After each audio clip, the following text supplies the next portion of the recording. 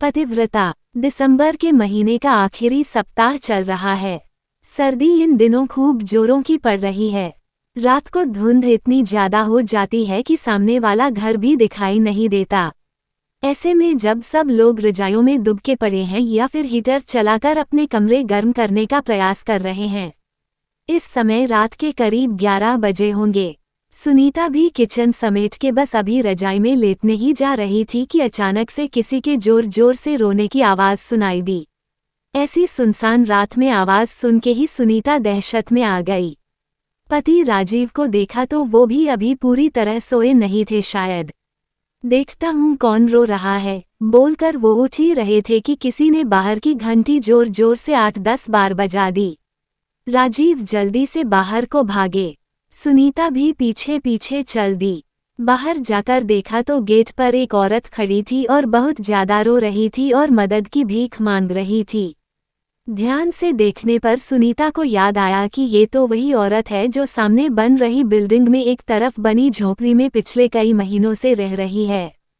वो बोल रही थी कि उसके घरवाले ने किसी बात पर उसकी खूब पिटाई कर दी और उसे झोपड़ी से बाहर निकाल दिया था। राजीव ने किसी तरह उसके पति को डांट कर समझाकर उस औरत को झोपड़ी के अंदर भेजा। तब दोनों वापस अपने घर आए। दोबारा सोने की बहुत कोशिश की लेकिन आंखों में अब नींद का नामो निशान नहीं था। उस औरत की शक्ल आंखों से हट ही नहीं रही थी। 3 छोटे छोटे बच्चों के साथ उस छोटी सी झोपड़ी में गिनती के 2-4 बर्तनों और 2-4 कपड़ों के साथ कैसे गुजारा करती होगी।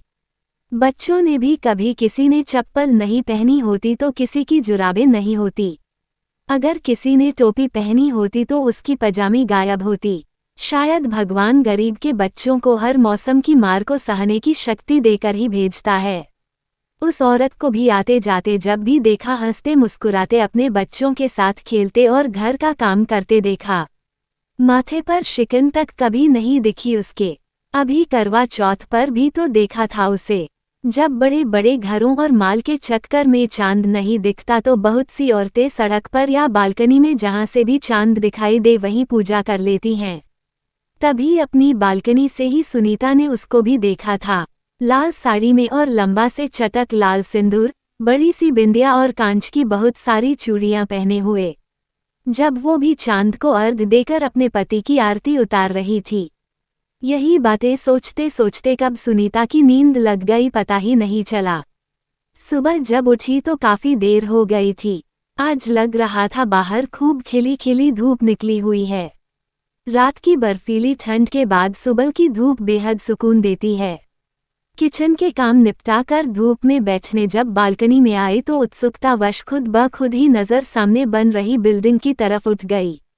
देखा तो वही औरत नहा के गीले बालों में खूब बड़ा सा चटक लाल रंग का सिंदूर और बड़ी सी बिंदी लगाकर पुरानी मटमैली सी साड़ी पहने हुए बाहर धूप में अपने बच्चों के कपड़े सूखा रही थी और साथ में शायद कुछ गुनगुना भी रही थी जिसकी आवाज़ तो दूरी की वजह से सुनीता को सुनाई नहीं दी लेकिन होंठ हिलते हुए साफ दिखाई दे रहे थे। कहानी अच्छी लगे तो शेयर जरूर करें, हमें सब्सक्राइब करना बिल्कुल भी ना भूलें, एक लाइक करें और एक प्यारा सा कमेंट जरूर लिखें, अपने दोस्तों को वीडियो शेयर जरूर करें। धन्यवाद।